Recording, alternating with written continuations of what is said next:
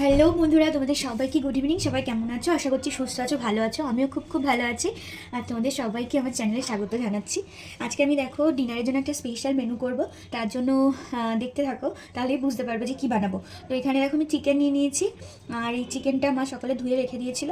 এখন আমি এটাকে না আরেকবার ধুয়ে, না ধুলেও চলবে, ভালোভাবে পরিষ্কার করে রেখেছে। আর আমি টক দই, নুন, হলুদ দিয়ে আর তেল দিয়ে একটু মাখিয়ে রাখবো। আজকে যেহেতু একটা স্পেশাল মেনু হচ্ছে, তো তোমরা ভিডিওটা দেখতে থাকো। আর আমি একাই করব, তাই এখন থেকেই আমি শুরু করি তোর জন্য, নাহলে আমি পারবো না একা একা।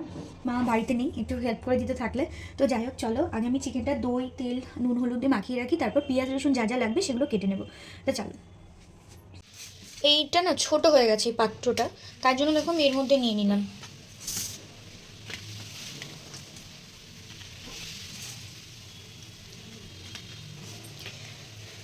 তো আমাদের দেখো চারজনের জন্য এনাফ একদম। আগে দেখো নুন দিয়ে দেবো এর মধ্যে। মাংসটা একটু মাখানো থাকলে কি হবে, মাংসের মধ্যে মশলাটা ভালোভাবে না তাহলে মিশে যাবে, খেতে টেস্ট লাগবে। এরপর দেবো হলুদ।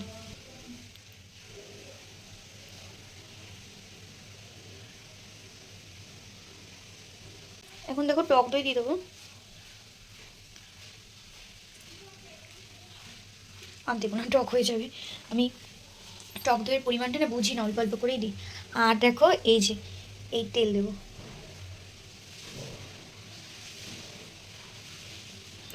তো চলো এখন আমি এটা মেখে নেব। আমি মাংসটা মাখিয়ে নিয়ে ভালোভাবে প্রায় আধা ঘন্টা কি 40 মিনিট মতো না রেখে দেবো। হ্যাঁ, তাহলে ভালোভাবে মশলাগুলো মিশে যাবে মাংসের মধ্যে। মশলাটা যদি মিশে যায় না তাহলে খেতে ভালো লাগে।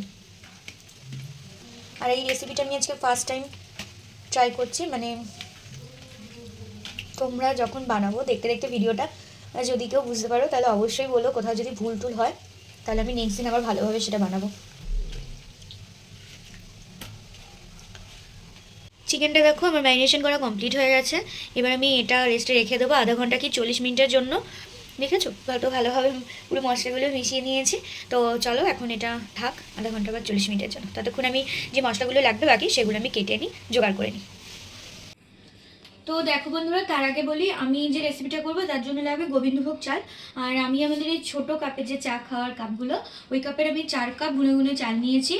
আর চালটা না আমি দিনের বেলা ভিজিয়ে রেখেছিলাম, তারপরে বিকেলে তুলে আমি দেখো মানে যতটা পেরেছি ঝুড়ো ঝুড়ো করে নিয়েছি, ধুয়ে রেখেছিলাম। তারপরে আমি শুকনো একটা কাপড়ে যাই হোক মেলে রেখেছিলাম চালগুলো দিয়ে। এবার যতটা পেরেছি দেখো ঝুড়ো ঝুড়ো করেছি। তোমরা এভাবে চালটা ঝুড়ো ঝুড়ো করে রাখবে, তাহলে বেস্ট হবে। তো ওই চালটা লাগবে, চালটা রেখে দিলাম। আর তোমরা যে যেরকম পরিমাণে যে কাপে চাল নেবে তার ডবল জল লাগবে কিন্তু, ঠিক আছে?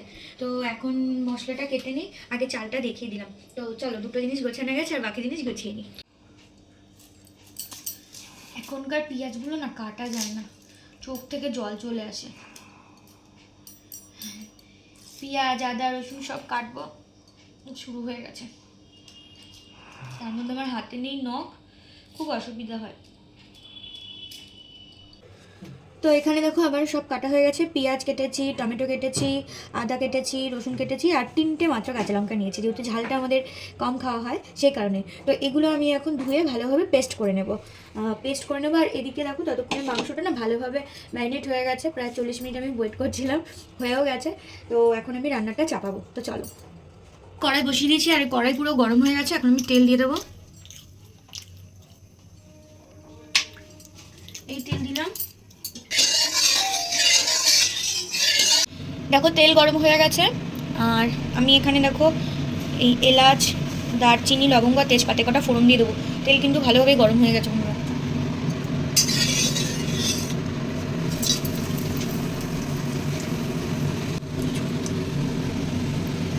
এবার দেখো পেঁয়াজ কুচিটা আমি এর মধ্যে দিয়ে দেবো।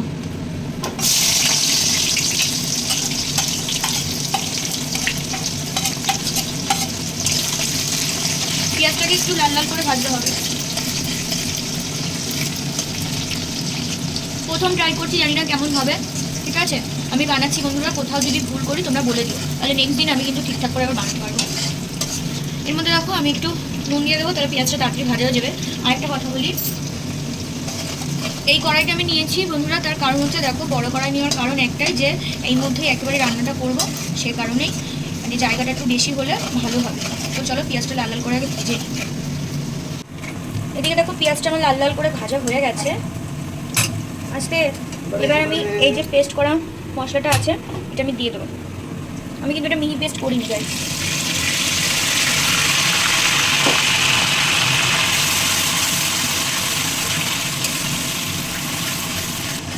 বেশি না 5 থেকে 7 মিনিট মতো কষাবো, তার মধ্যে মানে তারপরে আমি এর মধ্যে গুঁড়ো মশলাগুলো অ্যাড করবো।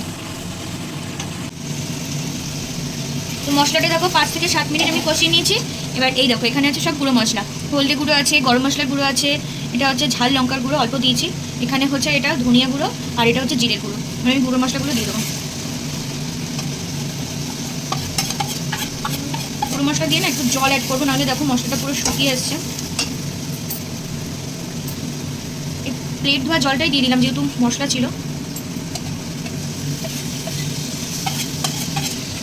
এবার এই মশলাটাকে আমি ভালোভাবে কষিয়ে নেব। তো দেখো বন্ধুরা মশলাটা কিন্তু কষে এসেছে প্রায়, আর দেখো তেল বেরিয়ে গেছে। আমি এর মধ্যে এবার চিকেনটাকে দিয়ে দেবো। এই যে দেখো চিকেনটা, ঠিক আছে।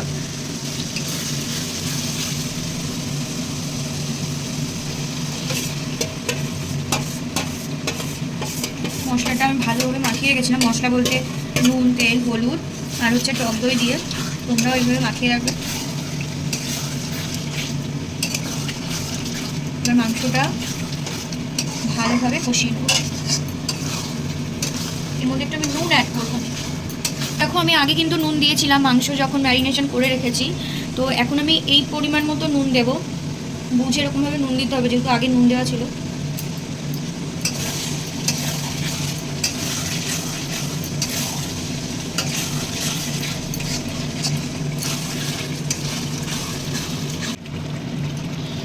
চিকেনটা দেখো ভালোভাবে কষিয়ে নিয়েছি আমি অনেকটাই।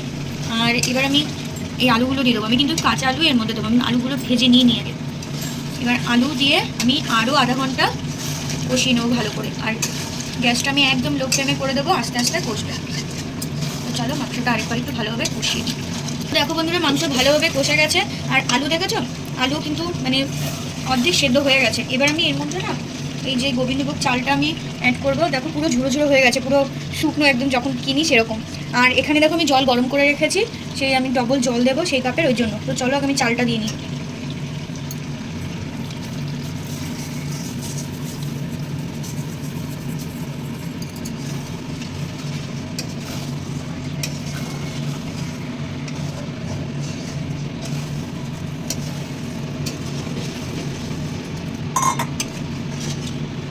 5 কাপ চাল নিয়েছি, 10 কাপ জল দেওয়া উচিত।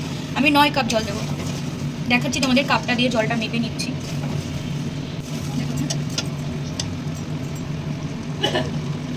1 2 3 4 5 6 7 8 9। দেখো আমি 9 কাপ জল দিয়ে দিয়েছি। এবার আমি এর মধ্যে 2টো কাঁচা লঙ্কা চিড়ে দেবো আর একটু লবণ অ্যাড করবো।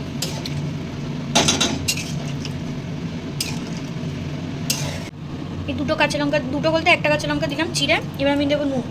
ভিডিওটা দেওয়ার আগে এই যে নুন দিলাম, যদি পরে লাগে তো আমি অ্যাড করবো। এবার গ্যাসের ফ্লেমটা একদম কমিয়ে দেবো, কমিয়ে দিয়ে এটা ঢেকে দেবো। আর তার আগে 1 চামচ ঘি এর মধ্যে দেবো আমি। এই যে 1 চামচ ঘি আমি অ্যাড করবো, আর নামানোর আগে একটুখানি দেবো।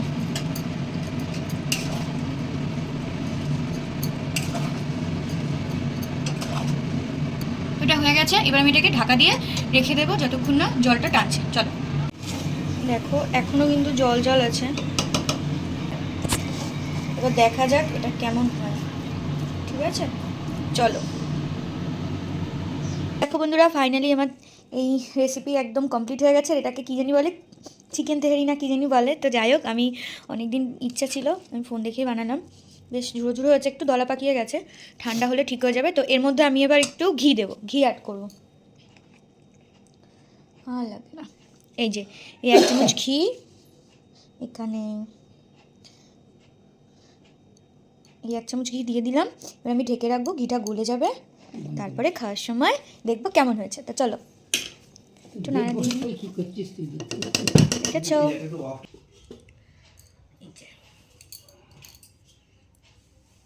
তো ফাইনালি হচ্ছে তেহারি কমপ্লিট হয়ে গেছে, ঠিক আছে? পুরো ঝুড়ো ঝুড়ো।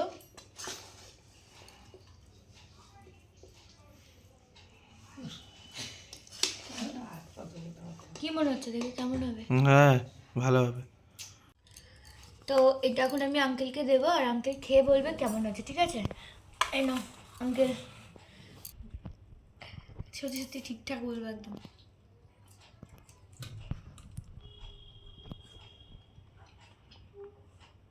খুব ভালো হয়েছে, খুব ভালো, খুব ভালো, সত্যি সুন্দর হয়েছে। সত্যি সুন্দর। তো চলো বন্ধুরা, আমরা এখন খাবো। আঙ্কেল তো খেয়ে বললে সুন্দর হয়েছে, আমরা এখন খাবো, দেখা যাক কী হয়। একটু কাঁচা লঙ্কা, শসা আর পেঁয়াজ আমি আগে থেকে কেটে রেখেছি, আর খেয়ে দে ব্যাস, তারপরে ঘুম। তো চলো ব্লগটা পর্যন্ত কেমন লাগলো জানিও। যদি তোমাদের পছন্দ হয় তাহলে তোমরাও রেসিপিটা একদিন করে দেখো, আশা করি ভালো লাগবে। আর ভালো লাগলে লাইক শেয়ার কমেন্ট করো, সাবস্ক্রাইব করে দিও চ্যানেলটা যারা নতুন, আর যারা এফবি থেকে দেখছো একটু ফলো করে দিও। টাটা।